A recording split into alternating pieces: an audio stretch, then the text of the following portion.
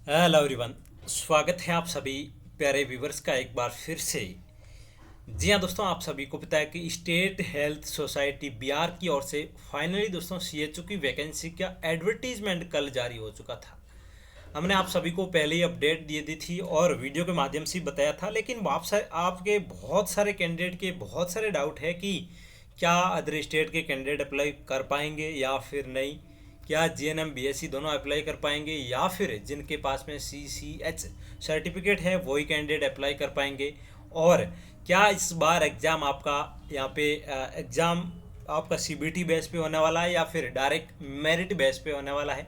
ये जो तमाम डाउट है, क्या सैलरी मिलने वाली है, क्या इंसेंटिव मिलने वाला है, ए टू जेड अपडेट। और इस बार बॉन्ड में भी कहीं ना कहीं परिवर्तन किया गया है, इस बार बॉन्ड भी बढ़ाया गया है। तो ये तमाम डाउट आज की इस वीडियो में डिटेल से अपन जानने वाले हैं। फॉर्म कब से स्टार्ट हो रहे हैं, क्या लास्ट डेट है, बड़ा इंटरेस्टिंग वीडियो आज का होने वाला है। एक एक अपडेट आपको इस वीडियो के अंदर डाउट क्लियर करने वाला हूँ। वीडियो लास्ट तक जरूर देखें। यदि आप चैनल पे फर्स्ट बार विजिट कर रहे हैं तो दोस्तों चैनल को सब्सक्राइब करके बेल घंटी के निशान को ऑल पे प्रेस कर लें, ताकि आने वाले अपकमिंग हर एक इंपॉर्टेंट वीडियोस के नोटिफिकेशन भी आपको टाइम टू टाइम मिलते रहेंगे।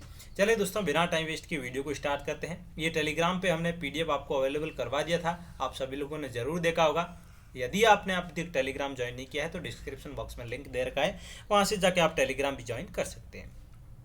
स्टेट हेल्थ सोसाइटी बिहार की ओर से ये एडवर्टीजमेंट है। आप एडवर्टीजमेंट नंबर यहाँ पे देख सकते हैं दोस्तों, 05/2024। क्लियर चीज़ है।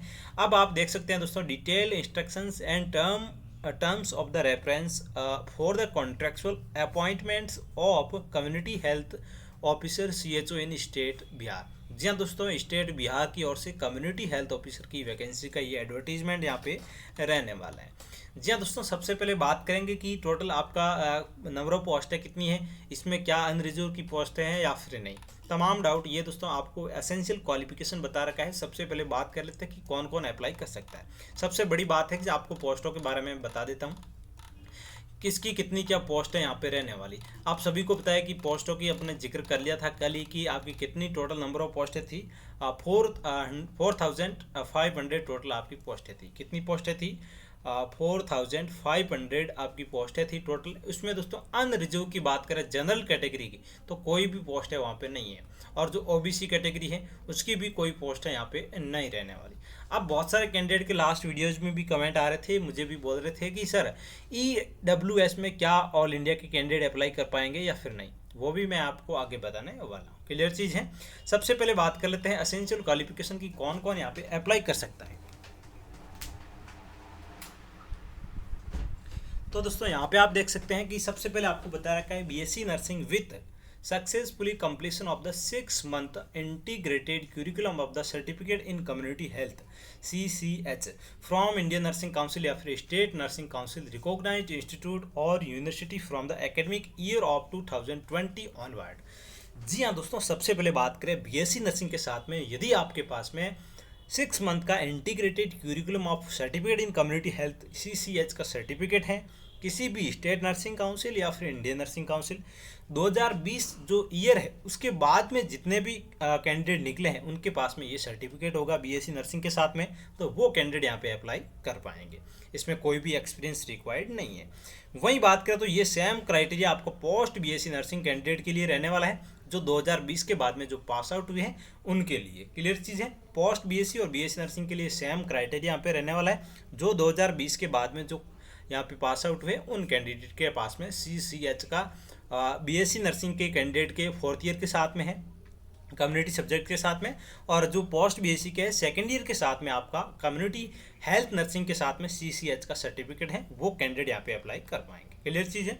सबसे पहले यहाँ पे नोट में भी बता रखा है कि for clarification the academic year reference of the, मैंने यही बताया था कि 4th ईयर के साथ में और पोस्ट बीएससी के 2nd ईयर के साथ में आपका यहाँ पे मेंशन होगा। क्लियर चीज़ें। पास्ड ऑफ द सक्सेसफुली, वो कैंडिडेट पास्ड हैं जो वो कैंडिडेट यहाँ पे अप्लाई कर पाएंगे। वहीं बीएससी नर्सिंग और में भी बता रखा है, इसमें एक तो क्राइटेरिया ये हो गया, एक क्राइटेरिया ये है कि BSc nursing post BSc nursing general nurse midwife GNM का यहाँ पे जिक्र हुआ है। आप देख सकते हैं दोस्तों, passed candidate who have completed certificate in course of the community health CCH through IGNU, यदि आपने IGNU से कर रखा है CCH का सर्टिफिकेट, या फिर अदर स्टेट पब्लिक हेल्थ से भी कर रखा है, या फिर मेडिकल यूनिवर्सिटीज से कर रखा है, as per curriculum of the ministry of the health and family welfare के अंडर दोस्तों आना जरूरी है। गवर्नमेंट ऑफ इंडिया से आपने कर रखा है तो यहाँ पे आप एलिजिबल रहने वाले हैं CHO की पोस्ट पे, ministry of health and family welfare. Clear चीज़ है, ये चीज़ आपको ध्यान में होनी चाहिए कि यदि आपने 2020 से पहले ही नर्सिंग किया है या फिर GNM किया है और आपने अलग से IGNU से किया है, या फिर बात करें पब्लिक हेल्थ या जो स्टेट पब्लिक हेल्थ वहाँ से किया है, या फिर मेडिकल यूनिवर्सिटी से आपने CC सर्टिफिकेट किया है, तो भी आप अप्लाई कर पाएंगे। क्लियर चीज़ है, ये 3 क्राइटेरिया मैंने बता दिया।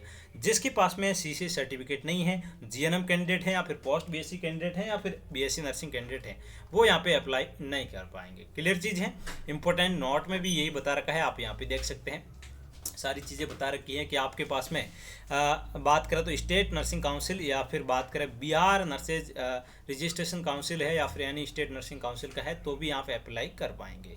सबसे पहले बता रखा है कि BSc nursing, post BSc nursing, GNM as completed as must recognise Indian nursing council है, या फिर हेल्थ डिपार्टमेंट ऑफ एनी किसी भी स्टेट गवर्नमेंट का आपके पास में रजिस्ट्रेशन है, तो यहाँ पे आप अप्लाई कर पाएंगे। क्लियर चीज़ है।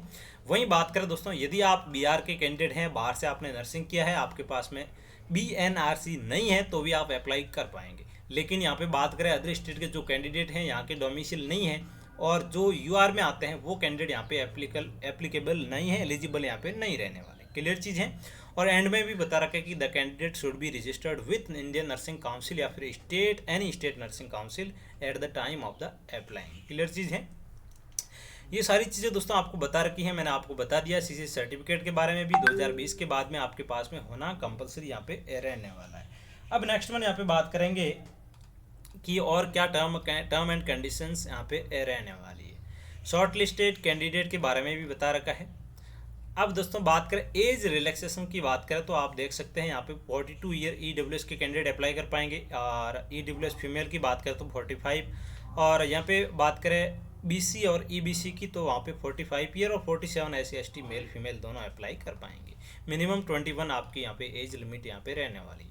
सिलेक्शन क्राइटेरिया दोस्तों क्या रहने वाला है उसके बारे में बात करेंगे। सबसे पहले इस बार दोस्तों सिलेक्शन आपका CBT बेस पे होने वाला है। Selection final selection will be based on the marks obtain in the computer based test. यहाँ पे आप देख सकते हैं डायरेक्ट आपको बता दिया कि CBT आपका कंप्यूटर बेस्ड एग्जाम होगा, उसके बेस पे ही आपका सिलेक्शन यहाँ पे होने वाला है। क्लियर चीज़ है। तो यहाँ पे आप देख सकते हैं कि availability of the vacancies as per reservation roster के हिसाब से रहने वाली है। सिलेक्शन ऑफ द कैंडिडेट की बात करें तो मिनिमम क्वालिफाइंग मार्क्स आपका CBT में, ओवरऑल बात करें तो क्वालिफाइंग मार्क्स आपका 30% यहाँ पे रहने वाला है।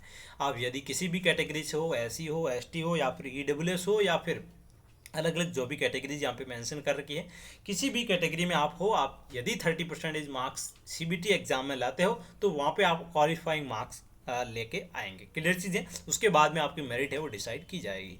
Qualifying candidates qualifying the CBT test will be called in the ratio of the 1:2।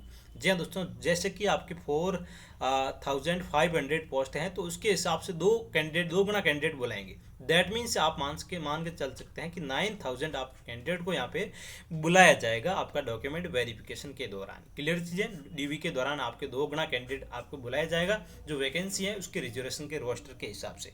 That means 9,000 candidate यहाँ पे बुलाए जाएंगे वैकेंसी के हिसाब से, 2 गुना कैंडिडेट यहाँ पे बुलाए जाएंगे।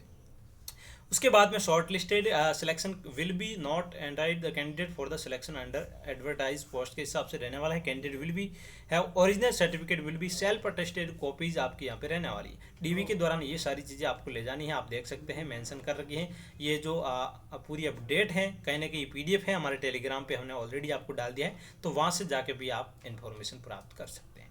अब दोस्तों बात करें यहाँ पे आपका जो इंस्ट्रक्शन में बता रखा है कि क्या बॉन्ड क्राइटेरिया आपका यहाँ पे रहने वाला है। सबसे बड़ी बात यह है कि candidate shall successfully district health society DHS there after for a minimum period of the 18 month date of the appointment failing which compulsory the district health society. आप जब भी ज्वाइन करेंगे डिस्ट्रिक्ट हेल्थ सोसाइटी में, उससे आपका bond कहीं ना कहीं स्टार्ट हो जाएगा और बात करें तो यहाँ पे कितना बॉन्ड आपका रहने वाला है 2,40,000।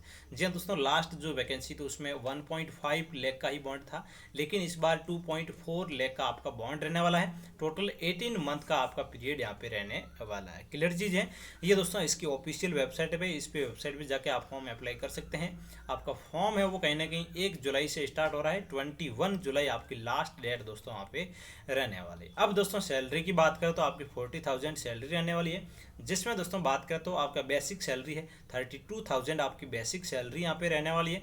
वहीं दोस्तों बात करें आपका इंसेंटिव है जो पीबीआई होता है वो आपका 8,000 यहाँ पे रहने वाला है। और इसमें बात करें तो 800 आपका जो मोबिलिटी है वो भी यहाँ पे रहने वाला है। क्लियर चीज़ है। तो ये दोस्तों अपडेट थी इस वैकेंसी के बारे में। और भी कोई अपडेट है तो मैं आपको बता देता हूँ, और भी यदि आपको डाउट है तो आप बता सकते हैं। अब आपके जो भी डाउट है उसके बारे में मैं क्लियरिफिकेशन कर लेता हूँ। सबसे पहले बात करें तो इसमें अदर स्टेट के कैंडिडेट बिल्कुल भी एलिजिबल नहीं है। जो डोमिसाइल कैंडिडेट हैं बिहार के, वही यहाँ पे एलिजिबल रहने वाले हैं। क्लियर चीज़ है, सबसे पहली बात तो ये हो गई। और यदि बिहार के कैंडिडेट हैं और दोस्तों तो वो कैंडिडेट यहाँ पे अप्लाई कर पाएंगे, बट ज्वाइनिंग के टाइम में आपको BNRC 3 month, with in 3 month यहाँ पे आपको मेंशन कर रखा है कि 90 डेज के अंदर अंदर आपको कहीं ना कहीं BNRC में कन्वर्ट करवाना जरूरी है, जमा करवाना जरूरी है BNRC। क्लियर चीज़ें, तो ये सारी चीज़ें आपको मेंशन कर रखी है। आपके पास में किसी भी स्टेट नर्सिंग काउंसिल का रजिस्टर्ड है तो भी आप अप्लाई कर पाएंगे, but at the joining time या फिर विद इन 3 मंथ के अंदर अंदर आपको कहीं ना कहीं BNRC जमा करवाना होगा डिस्ट्रिक्ट हेल्थ सोसाइटी को। क्लियर चीज़ है। तो ये स्टेट हेल्थ सोसाइटी बिहार की ओर से अपडेट थी आप सभी के लिए। और भी आपको कोई डाउट रह गया है तो आप कमेंट बॉक्स में हमें बता सकते हैं। इसका डिटेल एडवर्टीजमेंट आया तो हमने आपको अपडेट कर दी। हमने जो कल न्यूज़पेपर की कटिंग थी वो सबसे पहले आपको अपडेट दे दिया था कि इसमें वैकेंसी इस बार काफ़ी अच्छी आई है, लेकिन इसमें ऑल इंडिया के कैंडिडेट एलिजिबल यहाँ पे नहीं रहने वाले। इस बार पेपर आपका CBT बैच पे होने वाला है दोस्तों। 100 नंबर ऑफ क्वेश्चंस आपके आने वाले हैं। इसमें दोस्तों 2 आवर्स का आपका ड्यूरेशन यहाँ पे रहने वाला है। क्लियर चीज़ें, जो भी लास्ट प्रीवियस ईयर के पेपर हैं वो भी हम आपको चैनल के माध्यम से आपको डिस्कस करवाएंगे। तो आप हमारे चैनल के साथ में बने रहें। और भी आपको कोई डाउट है तो हमें बता सकते हैं। जो प्रीवियस ईयर के पेपर हैं वो हम आपको टेलीग्राम चैनल पे अवेलेबल करवा देंगे उनके PDF, तो आप टेलीग्राम ज्वाइन जरूर करें। Thank you so much. मिलते हैं नेक्स्ट वीडियो में, तब तक आप सब लोग स्वस्थ रहें, मस्त रहें। Thank you so much. Video को सभी दोस्तों के साथ में शेयर जरूर करें। Thank you so much.